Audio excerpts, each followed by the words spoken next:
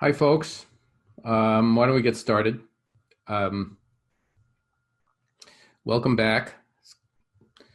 Good to see you all here. So I am going to first, we'll recap what we did last time and what we're going to do today. I'll talk a little bit about the problem set, and we'll also have a break, as requested, halfway through. So why don't we jump in? What we did last time was we introduced finite, besides introducing the course, we introduced finite automata and regular languages, which are the languages that the finite automata can recognize. We talked about these regular operations, and then building, those allow us to build what we call regular expressions. These are ways of describing languages. So we have finite automata can describe languages, and regular expressions can describe languages. And one of our goals is to show that those two systems are equivalent to one another, even though they look rather different at first glance. So to move in that direction, we first proved, we're going to prove closure properties for all of the, for the class of regular languages over these regular operations. So we'll show that, well, we already showed that any two regular languages have their union also being regular, and we'll show that for the other two operations as well. So let's just look ahead to what we're going to do today. We're going to introduce an important concept, which is going to be a theme throughout the course, called non-determinism. And we are having that as a tool that we can use. We'll be able to show closure under concatenation and star, finishing up what we started to do last time. And then we'll use those closure constructions to show how to convert regular expressions to finite automata. And that's going to be halfway to our goal of showing that the two systems are equivalent to one another. And the following lecture, we will show how to do the conversion in the other direction. So I thought we would just jump in then and look at, return to the material of the course. As you remember, we were looking at the closure properties for the class of regular languages. We started doing that, and if you recall, hopefully, we did closure under union, and then we tried to do closure under concatenation, which I have shown here on the slide. You know, the proof attempt that we tried to do last time. And let's just review that quickly, because I think that's going to be helpful to see how to fix the problem that came up. So if you remember, we had we're given two regular languages, A1 and A2, and we're trying to show that the concatenation language, A1, A2, is also regular. And so the way we, the way we go about all of these things is, we assume that A1 and A2 are regular, so that means we have machines, finite automata for A1 and A2. We'll call them M1 and M2 that recognize A1 and A2 respectively. And then what we need to do in order to show that concatenation is regular is to make a finite automaton which recognizes the concatenation. And we tried to do that last time.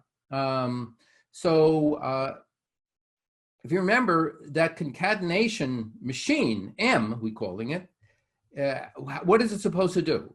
It's supposed to accept its input if it's in the concatenation language. And that means that the input can be split into two parts, X and Y, where X is in the A language and Y is in the B language.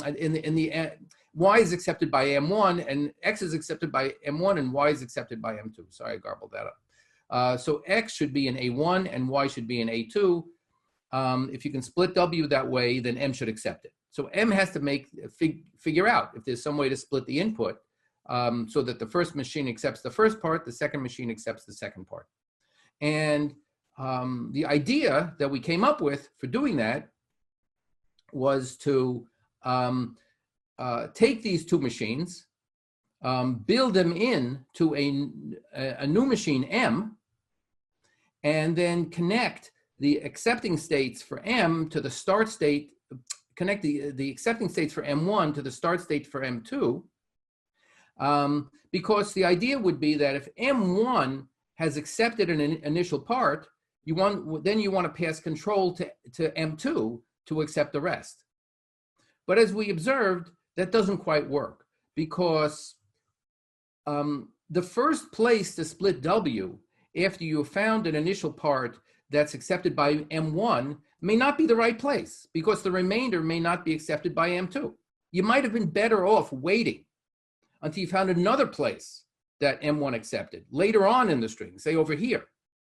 And then by splitting it over there, then maybe you do successfully find that the remainder is accepted by M2. Whereas if you tried to split it, the first place, the remainder wouldn't have been accepted by M2.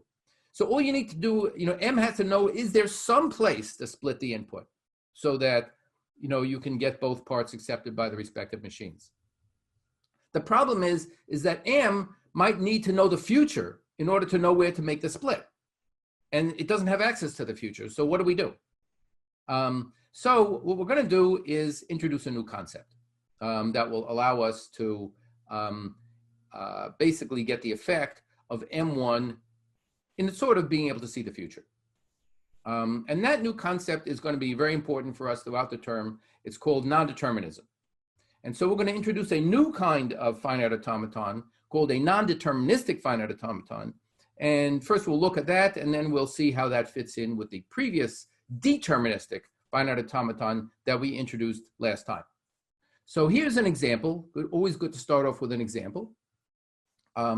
Here is a picture of a non-deterministic finite automaton. Looks very similar at first glance to the former kind, the deterministic finite automaton. But if you look a little carefully, you see that there are some key differences. The most important difference is that in state Q1, for example, whereas in the machines that we introduced last time, there had to be exactly one way to go on each possible input symbol, so you knew how to follow along through the machine as it's computing. Here there are two ways to go. In Q1, you can either stay in Q1 or you can go to Q2. That's the essence of non-determinism. There could be many ways to proceed. And furthermore, on Q1, if you get a B, then there's nowhere to go. So that's also possible within non-determinism. There could be, so let's just start looking at these features. There are multiple paths forward, but multiple paths possible. You might be able to have one, as we had before, or many ways to go at each step, or maybe zero ways to go at each step. Those are all legitimate for a non-deterministic machine, which is doing a non-deterministic computation. Another difference, if you look carefully, is that we're allowing here the empty string to appear on a transition. That's perhaps a little less essential to the spirit of non-determinism, but it's going to turn out to be a convenience when we actually apply non-determinism to build machines, as you'll see very shortly. Now, if there are many different ways to go, some of those ways to go might have different outcomes. As we remember from before, we accepted the input if you end up in an accept state, and we rejected the input if you end up not in an accept state, in a non-accepting state, then you reject. But now there might be several different ways to go. And we'll do an example in a minute, but there might be several different ways to go, and they might disagree. Some of them might accept, other ones might reject, and so then what do? Well, in that case, acceptance always overrules rejection. That's the essence of non-determinism, the way we're setting it up. You may ask why that is, and sort of the spirit of that will become clear in due course. But right now, just take it as a rule. When we're having a non-deterministic machine, acceptance overrules rejection. So as long as there is one accepting one of the possible ways to go ends up at an accept, we say the whole thing is accepted. The only way it could possibly reject if all of the possible ways to go end up at a rejection, end up at a non-accept state. So we'll see example. I think we're going to do an example right now. Yeah. So if we take, for example, this machine N1 now on an input AB, and we're going to process the symbols one by one, just like we did before. But now, to follow along, there might be several different ways to go. So if we take the first symbol A, and we run the machine, so the machine starts at the start state as before, but now an A comes in, and there might be there are two different ways to go. So we're going to keep track of both of them. After the machine reads an A, you can think of it as being in two states now simultaneously. It can be in state Q1 and it can be in state Q2. So those are two different possible places it could be at this moment. Okay. Now we read the next symbol, the B. And from a B, you take each of the places where the machine could be at the end of the previous symbol, and you then apply reading a B, the next symbol, to each of those, from each of those states where the machine could be in from the previous symbol. So the machine could be in Q1 and Q2 after reading an A. Now we apply a B. Well, Q1 on a B goes nowhere. So you think of that a branch, if you will, of the computation as just dying off. It has nowhere to go. It just vanishes. However, when you're in the other possibility, which was state Q2 on a B, does have a place to go. So that the machine is now going to go from Q2 to Q3 when on that branch of the computation, which reading a B.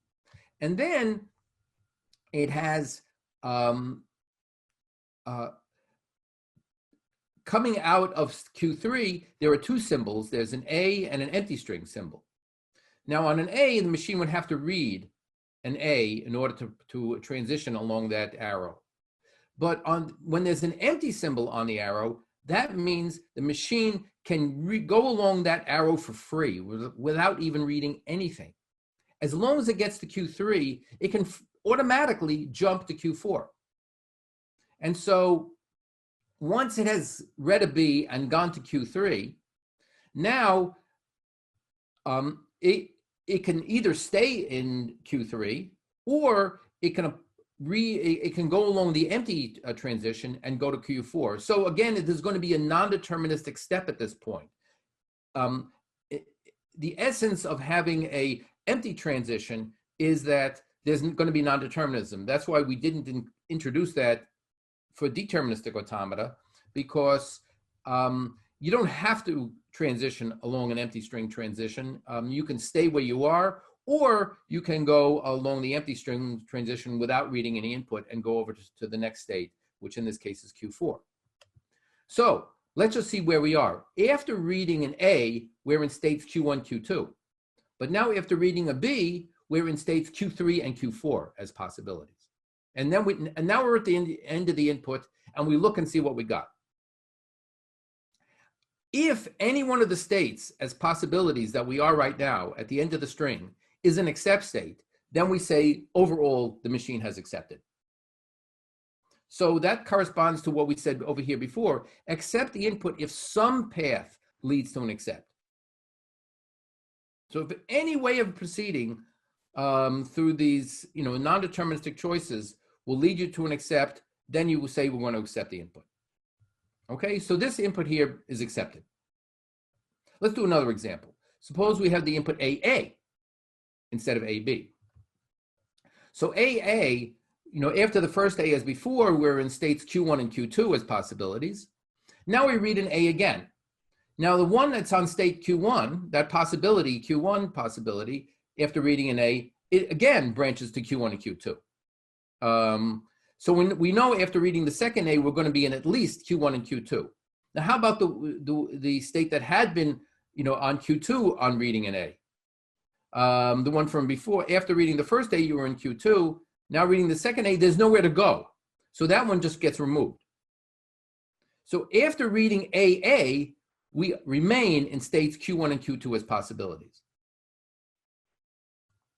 Neither of those are accept states. So therefore, on input AA, the machine rejects. Okay? Let's just do a couple more, and then I'll ask you to do one. So we have ABA as an input. Let's see what happens then. So we have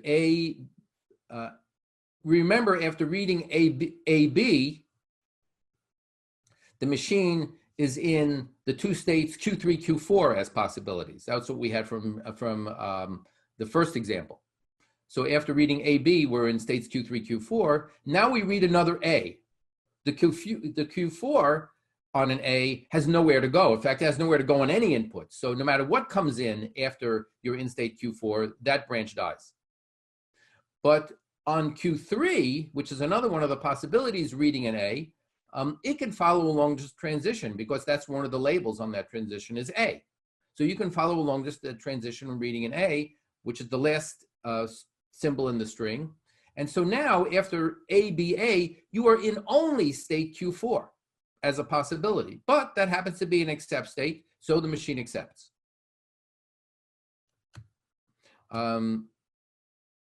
Okay, and now lastly, what happens, let's take our final examples. What happens if we have ABB?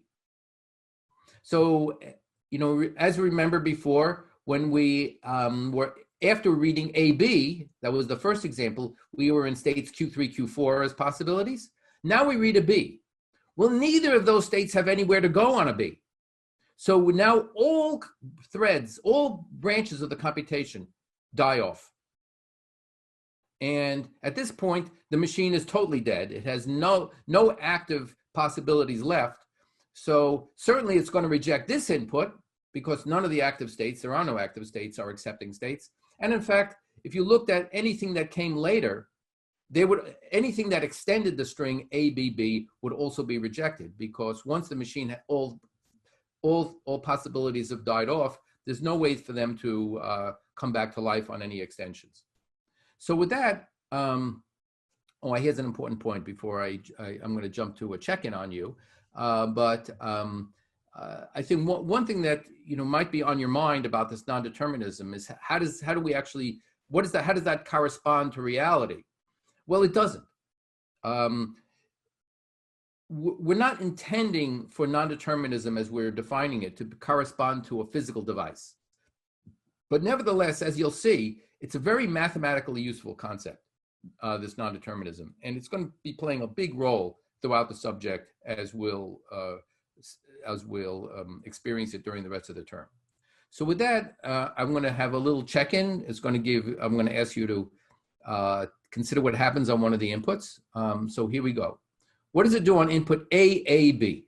So here's the machine. You can look at it, and hopefully there's a poll here for me to give to you. So you can give me your input. So what does the machine do on input AAB?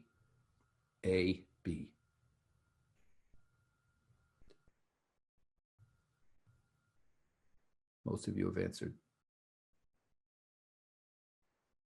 Again, you're not going to be penalized for getting the wrong answer, but hopefully you'll get the right answer. Anyway, let's just take a look here. So time is up.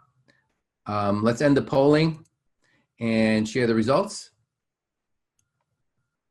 So the majority have gotten the correct answer, which is A. The machine does accept AAB because when you have A, so if you like, I'll show you the path that corresponds to accepting. You go A, B, and then empty string. And so that sequence of steps is one of the non-deterministic possibilities that the machine can follow. And that shows that the machine does accept the input AAB. You could think about it the way we did it before. Also, if you read an A, it's in the two possibilities Q1, Q2. You read a second A, again in the possibilities Q1, Q2. Now you read a B, it's into possibilities Q3, Q4, and that's it. AAB. So now you read the B, it's in possibility Q3, Q4. Q4 is an accepting state. That overrules the non-accepting state, and so the machine accepts. You have to understand this. So if you didn't get it right, go back and think about where you slipped up, okay? Because this is, this is just getting, we're just getting warmed up here. It's going to get a lot harder. Okay, so stop sharing the results, and so let's continue. So now, just as we did last time, we can formally define a non-deterministic finite automata. Here's the picture again. Okay, so it looks a lot like the case we had before, the deterministic finite automata, or DFA, as we'll call them. It's a 5-tuple, so I've sort of written down little reminders for what those components of that 5-tuple are, that list of five components. So they're all the same as before: states, alphabet, transition function, start state, and accepting states. So that the formal definition looks exactly the same, except the structure of the transition function. So now, before, if you remember, you had a state and an input symbol, and you got back a state. Now we have something more complicated looking. We have a state and an input symbol, but it's instead of just sigma, it's sigma sub epsilon, and that's a shorthand for sigma union epsilon. And that's my way of saying that you're allowed to have on your transition arrows either an input symbol or an empty string. So the transition function has to tell you what to do when you have empty string coming in as well. So that would be part of your table for the transition function. Now, over here, what's going on over here? Well, now, instead of just producing a single state, when you've read, for example, an A from Q1, there's a whole set of possibilities. So here we have what's called a power set. That's the set of subsets of the collection Q. So here we're going to produce an entire subset of states. Instead of just one state coming out, there might be a subset of possible states that you can go to. So the power set of Q is a set of subsets of Q. So that's what this notation means. Again, this is something that I'm hopefully presenting to you as a bit of a reminder. You've seen this somewhere else before, but please make sure you understand the notation going forward, because we'll be doing less hand-holding as we start moving forward. Okay, so just let's take a look. The N1 example here, just to illustrate what's going on. When you're in state Q1 reading an A, now you get a whole set of possibilities, which in this case is Q1 and Q2. Whereas if you're reading a B, what would be that set? Coming out of Q1, what's the set of possible successor states? Well, there are none, so it's the empty set. Okay, so this is, hopefully you're understanding the notation here. So now here's, I think, really important. How do we understand non-determinism intuitively speaking? And there are multiple different ways which each has their value under different circumstances. So one way is thinking about non-determinism as a kind of parallelism. So every time the machine has a non-deterministic choice to make, where there's more than one outcome, you think of the machine as forking new threads of the parallel computation at that stage, where it makes entire copy of itself when there's a choice of possibilities. And then each of those independently proceeds to read the rest of the input as separate threads of the computation. So if you're familiar with parallel computing, this should be reasonably familiar to you. The only key thing to remember is that as this thing forks a number of possibilities, the acceptance rule is that if any one of those possibilities gets to an accept at the end of the input, it raises a flag and says accept, and that overrules everybody else. So acceptance dominates. So another way of looking at it is the mathematical view, where you can imagine, and we're going to use all of these, so you really need to understand them all. The mathematical view is, you can think of the computation as kind of a tree of possibilities. So you start off at the very beginning, sort of at the root of the computation, which is when it really begins. But every time there's a non-deterministic branching that occurs, the tree has, that node of the tree has multiple children coming out of that node. And so the different threads of the computation correspond to different branches of that tree. And now you're going to accept if any one of those branches leads to an accepting state.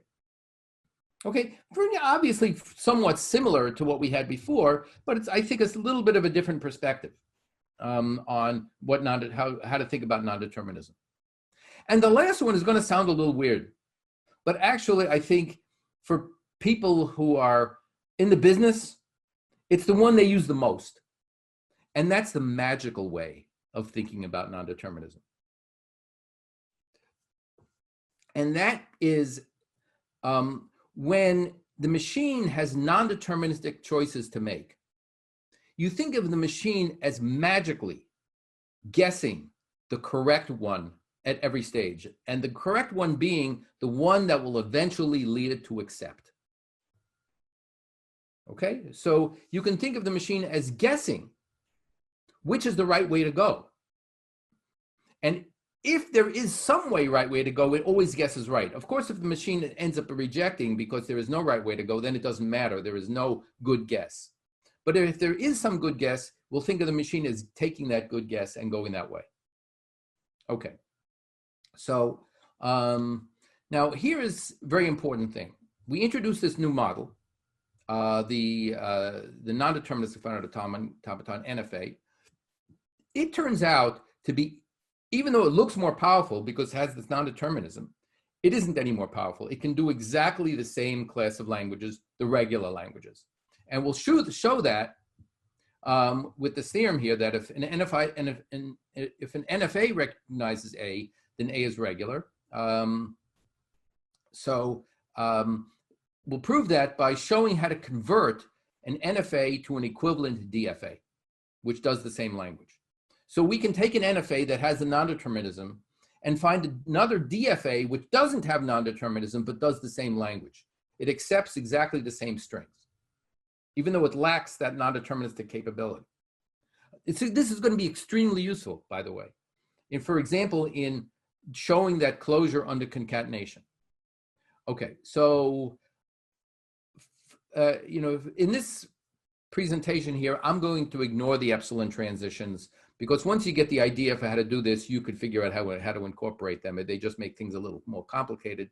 So let's just focus on the key aspect of non-determinism, which is that the machine could have several ways to go at any point in time. There could be several next states on an input. Okay? Now the idea for the construction, so we're going to start with a non-deterministic machine M, and we're going to build a deterministic machine M prime, which does exactly the same thing. And the way M prime works is it's going to do what you would do if you were simulating M. What would you do? I mean, this is what we were doing as I was explaining it to you. If you were simulating M, every time you get an input symbol, you just keep track of what is the set of possible states at that point in time. That's what the DFA is going to do. It's going to have to keep track of which possible set of states the NFA could be in at the point on that input where we are right now.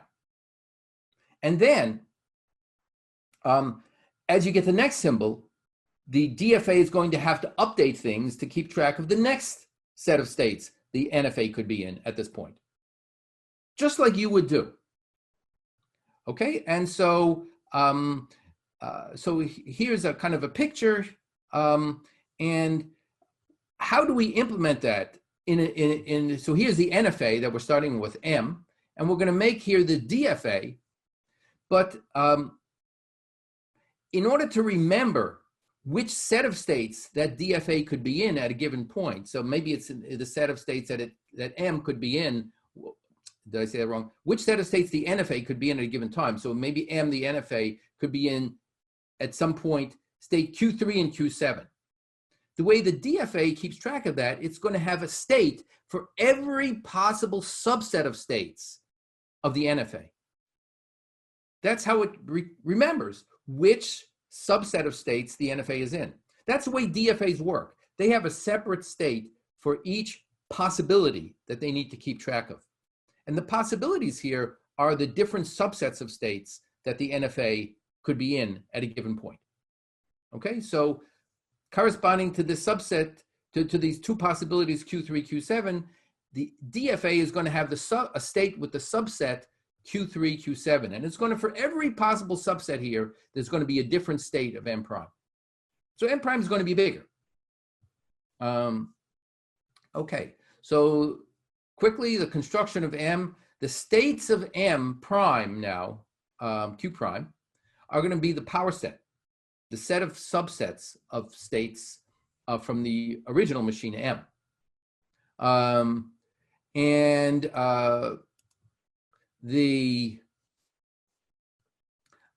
Now we have to look at how the transition function of the DFA, I mean, the primed machines are the DFAs, the DFA machines. So these are the deterministic components. So delta prime, when it has a subset that,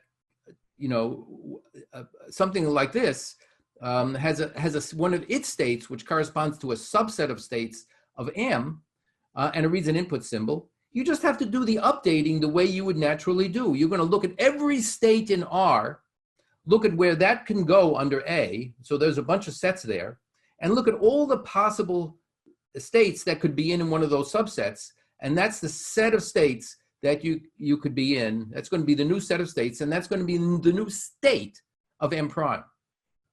Okay, so it's going to be the subset corresponding to all of the states that could be in when you apply the transition function of the non-deterministic machine to one of the states in the subset of states that the non-deterministic machine could be in. Okay, it's a little bit of a mouthful. You could. I suggest you look at this if you didn't quite get it after the fact. Good to understand. The starting state for the NFA, for the DFA, I'm sorry, is going to be which subset now we're going to start off with. It's going to be the subset corresponding to just the start state of M. And the accepting states are going to be, of the deterministic machine, are going to be all of the subsets that have at least one accepting state from the NFA. Okay? So I hope you got that, because I'm going to give you another little check-in here, which is I'm going to ask you, how big is M prime? How many states does M prime have? I told you what those states are, so just go think about that. So check-in 2, if M has n states, how many states does M prime have by this construction? Okay, so let's launch the next poll.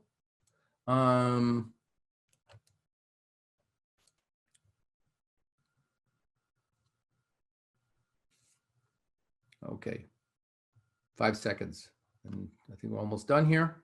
Good. All right, share results.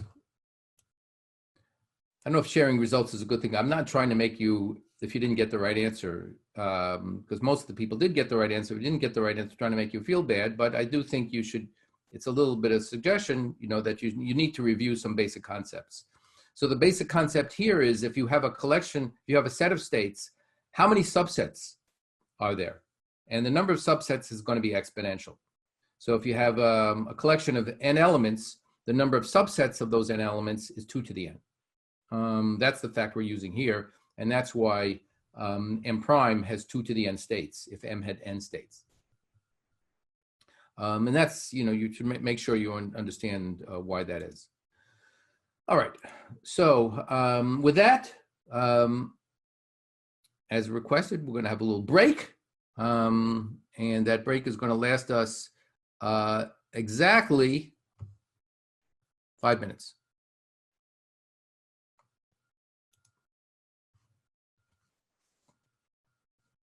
So we will return in 5 minutes.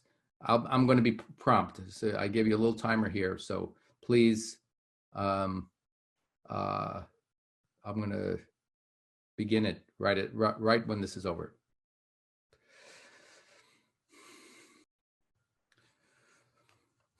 Okay. Almost ready.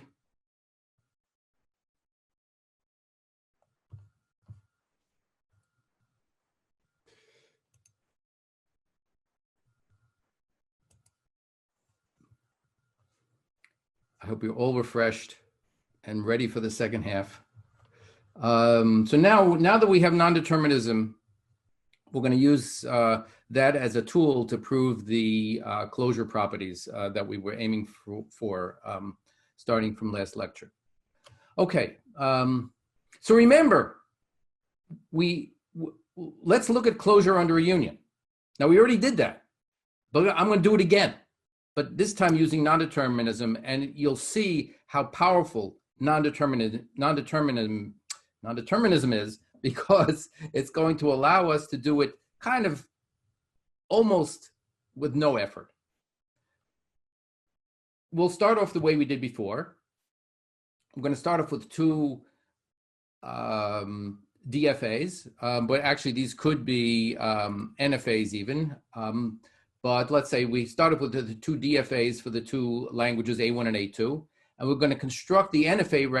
Now we're going to construct an NFA recognizing the union. And that's good enough because we already know that we can convert NFAs to DFAs, and therefore they do regular languages too. Okay, so now here are the two DFAs that do the languages A1 and A2. And what I'm going to do is I'm going to put them together into a bag of states, which is going to be M, the NFA that's going to do the union language. So remember, what does M supposed to do? M is supposed to accept its input if either M1 or M2 accept. So how is it going to do that? What it's going to do, we're going to add a new state to M, which is going to branch under epsilon transitions. And now you can start to see how useful these epsilon transitions are going to be for us. Going to branch under epsilon transitions to the two original start states of M1 and M2. And we're done. Why? Well, now, non-deterministically, as we get an input, W coming in to M, M at the very beginning, even just right after it gets going, the very first thing that happens is it's going to branch to M1 and also branch to M2 non-deterministically as two possibilities. And then inside M1 and M2, it's going to actually start reading the input, and each one is going to be now following along as it would have originally, the states corresponding to reading those input symbols. And M, as a combination of M1 and M2, is going to have a possibility for one state in M1 and one state in M2. And so M is going to have those combined into one package. And now if either, at the end of the input, if either of these end up at an accepting state, then M is going to accept as a non-deterministic finite automaton, because that's how non-determinism works. You accept if any one of the branches ended up accepting, which is just what you need for for union. So when we're doing union, we want either one of these to be accepting, and the non-determinism just is built conveniently to allow us to do the union almost, for free. So you can, again, thinking about non-determinism as terms of parallelism, you could think of it, the non-deterministic machine is running in parallel M1 and M2 on the input. And if either one of them ends up accepting, M will accept. Or you can think about it in terms of that guessing that I referred to before, which means that as M is getting, when it's just about to read the first symbols of its input, it guesses whether that's going to be an input accepted by M1 or an input accepted by M2. And the magic of non-determinism is that it always guesses right. So that input happens to be an input that's going to be accepted by M2. M is going to guess that M2 is the right way to follow, and it's going to go in the M2 direction. Because non-determinism, the magic is you always guess right. Wish that was true in real life. Would make exams a lot easier.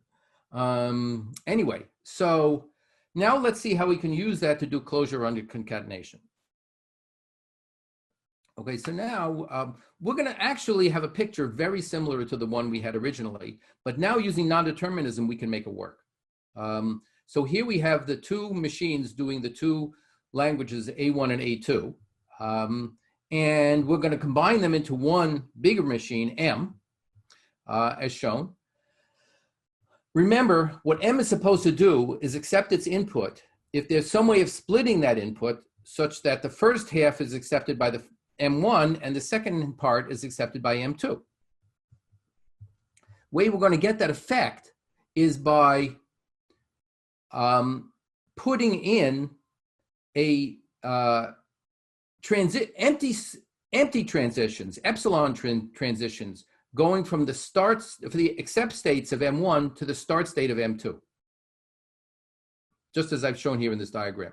So these were the original accepting states of M1, and now they're going to be declassified as accepting states, but they're going to have new transitions, empty transitions, attached to them, which allow them to branch to M2 without reading any input. And so intuitively speaking, this is going to do the right thing, because once M1 has accepted some part of W, then you can non-deterministically branch to M2, and you're going to start processing inside M2. And the point is I kind of jumped ahead of myself, is that the reason why it fixes the problem we had before is that the epsilon transitions your machine does not have to take them. It can stay where it is as one non-deterministic option, or it can move along the epsilon transition without reading any input as another non-deterministic option. So it's using this non-determinism now to both stay in M1 to continue reading more of the input and to jump into M2 to start processing what might be the second half or the second part of the input, which M2 accepts. And you can think of it in terms of the guessing, is that the machine is guessing where to make that split. Once it found an initial part that's accepted by M1, it guesses that this is the right split point, and that passes to M2, but there might be other guesses that it could make, corresponding to other possibilities. And so with non-determinism, it always guesses right. If there is some way to split the string into two parts accepted by M1 and M2, the machine will make that good guess, and then M1 will accept the first part, and M2 will accept the second part, and we'll get M accepting that whole string altogether. And so that is the solution to our puzzle for how do we do closure under concatenation. Okay, I hope that came through, because this is we're just getting going with non-determinism. We're going to be using non-determinism a lot, and you're going to need to get very comfortable with it. Okay. Now let's do closure under star. And closure under star works very similarly. But now we're just going to have a single language. If A is regular, so is A star. So they're not a pair of languages, because a star is a unary operation applying to just a single language. So if we have a DFA recognizing A, in order to show that A star is regular, we have to construct a machine that recognizes A star. And the machine we're going to construct is, as before, an NFA. Okay? So here is M, the DFA for A, and we're going to build an NFA, M prime, that recognizes A star. And let's think now, what does it mean to recognize A star? So when should M, if I'm going to give you an input, when is it in the star language? What does M prime have to do?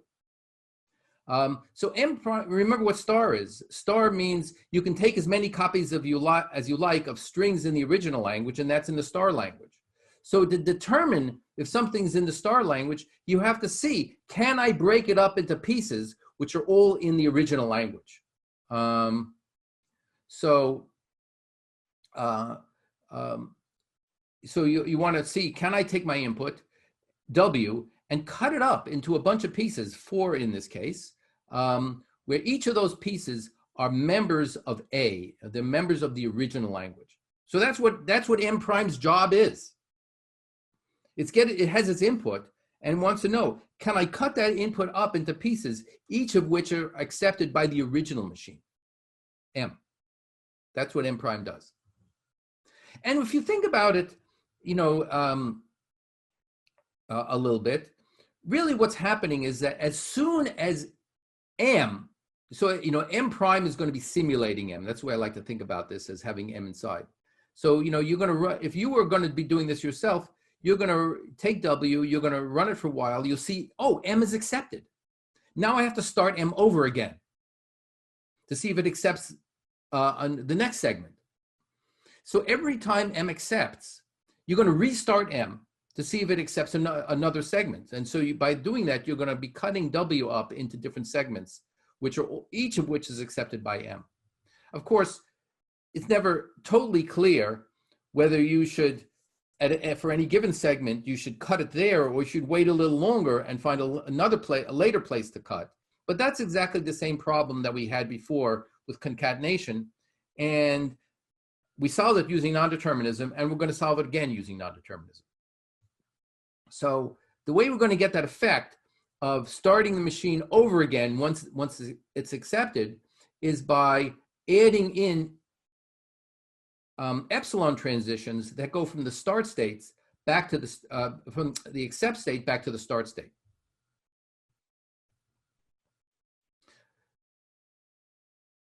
So now every time M has accepted, it has an option, not a requirement, but it has an option. It can either stay continuing to process, or it could restart, making a cut at that point and trying to see if there's another segment of the input that's going to be that it's going to accept.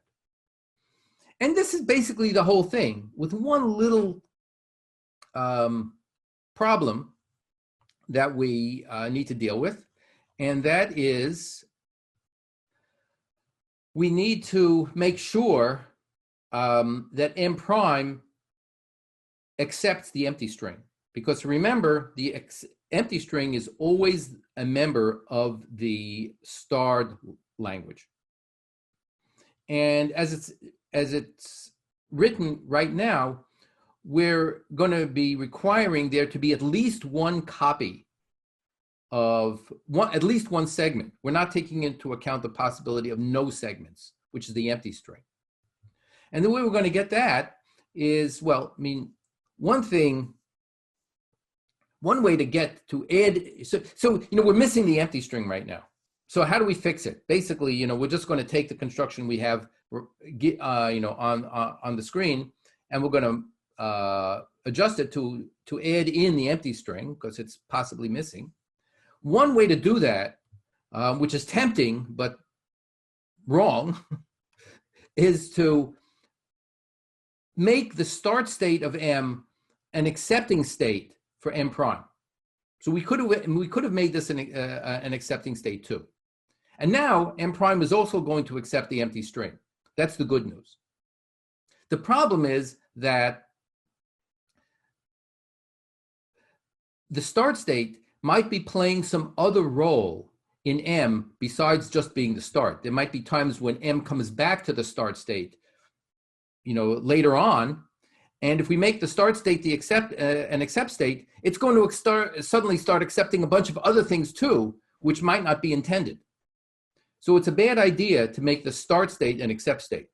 Instead, we'll take the simple solution alternative of adding a new start state, which will never be returned to under any circumstances, and make that a new start, an accept state as well.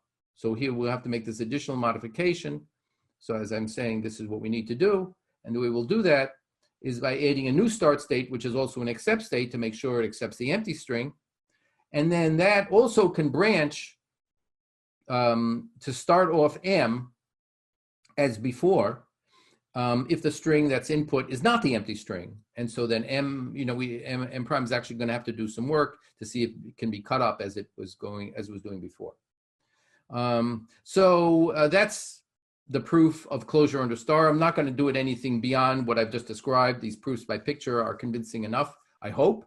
And if not, they are explained in somewhat more detail, somewhat more formally in the textbook. But for the lecture, this is where I'm going to stop with these two arguments. And so now, one quick check-in on this. So if M has n states, how many states does M prime have by this construction? So let's do, really, these are, I'm not intending these to be very hard, more just to keep you awake. So how many states does M prime have? Okay, maybe a little too easy even for a check-in. Yeah, everybody's getting this one. Because all you did was we added one new state. So the answer is, as you have, I think pretty much everybody is observing, that it's just the, it's number B. So I'm going to end the polling. I'm going to share the results. And everybody got that one. And so let's continue on. The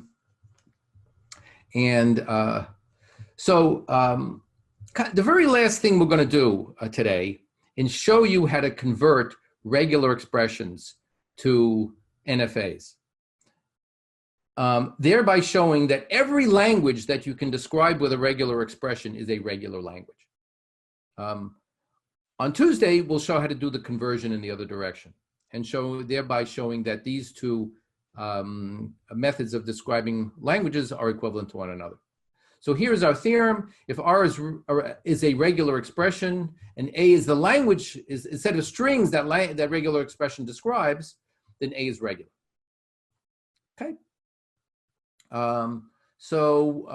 We're going to show how to convert. The strategy is to convert R to an equivalent NFA M. And so we have to think about, remember these regular expressions that we introduced last time. These are these expressions that look like, A, B, union B, star, something like that. So built up out of the regular operations from the primitive regular expressions that don't have any operations, that we're calling atomic. So if R is an atomic regular expression, it just looks like either just a single symbol or an empty string symbol or an empty language symbol, or R can be a composite regular expression. Whoops, we're having a little. Yeah, so we have two possibilities here. R is either atomic or composite. And so let's look at what the equivalent expression is in each case. So if R is just the single letter regular expression, that's a totally legitimate regular expression, just a regular expression 1. So that just describes the language of the string 1. So we have to make an NFA which recognizes just that language. It accepts only the string 1. So it's a very simple NFA. It just starts in the start state, and on that single symbol, it branches to an accept state, and there were no other transitions allowed. So if you get anything else coming in besides that one, that string, which is just that one symbol, the NFA is going to reject it.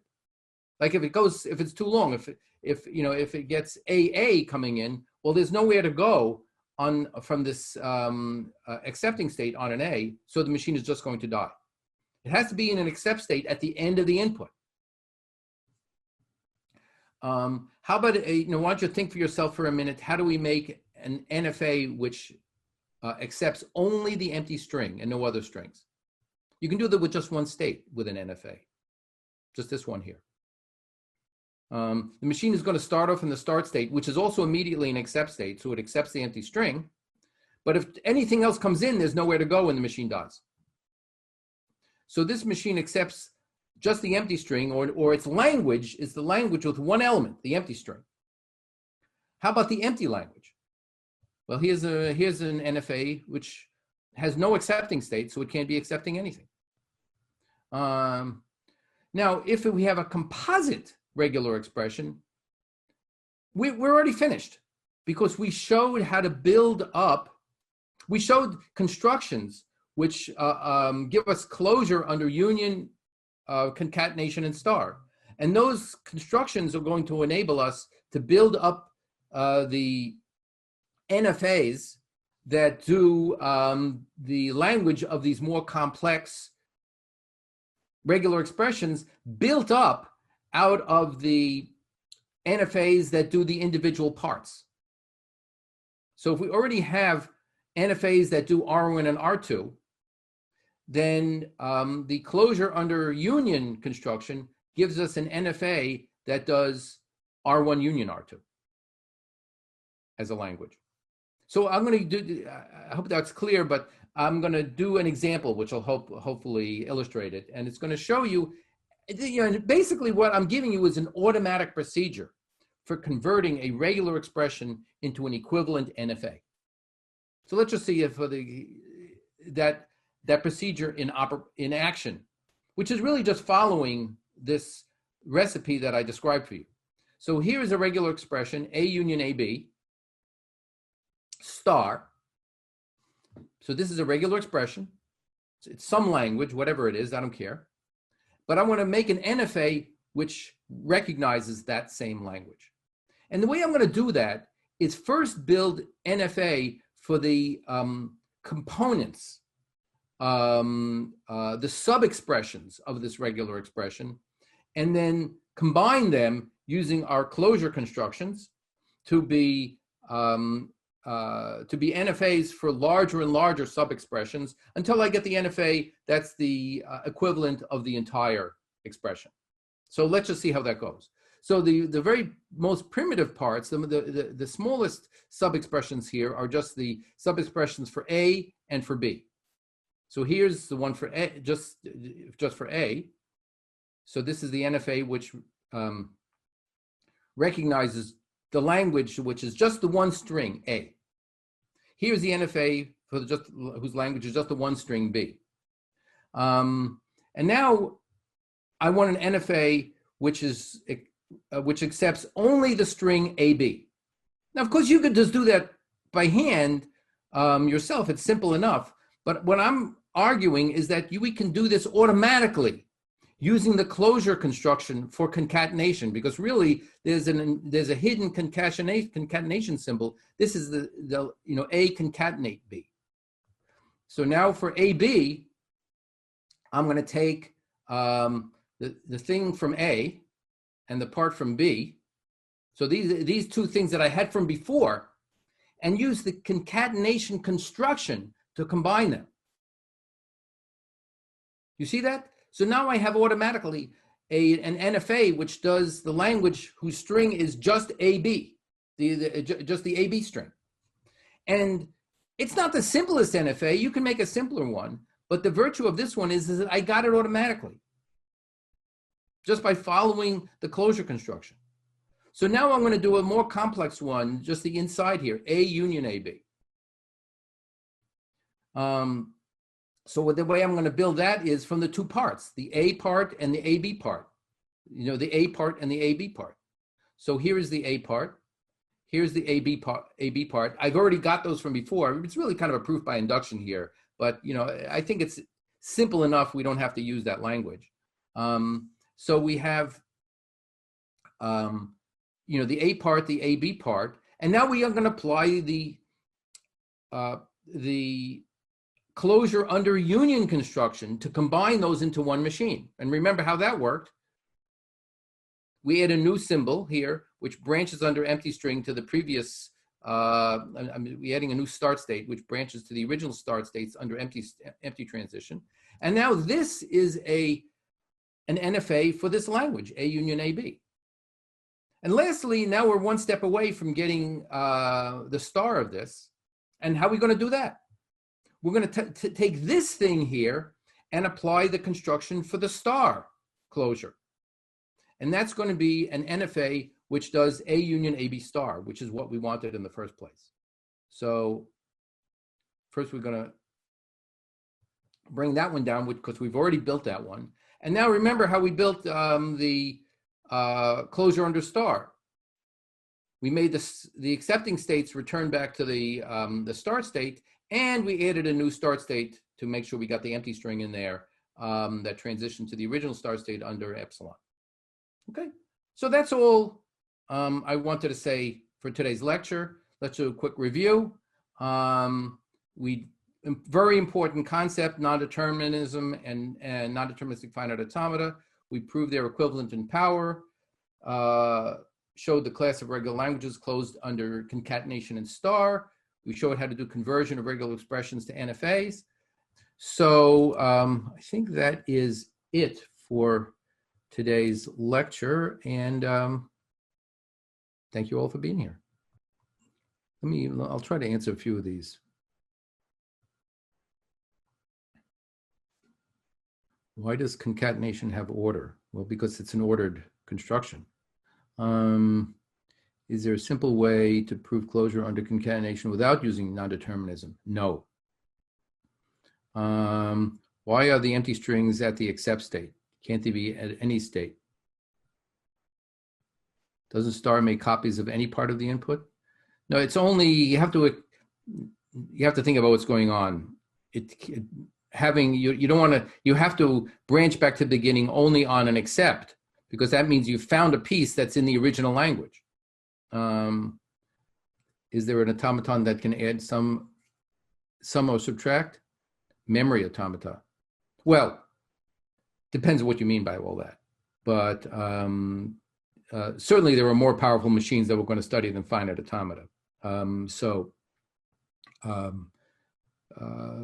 But yes, there is, and even finite automata can add and subtract if you present the input in the right way. I refer you to the first problem on the homework. So I think I'm going to check out then. Take care, everybody. Bye-bye.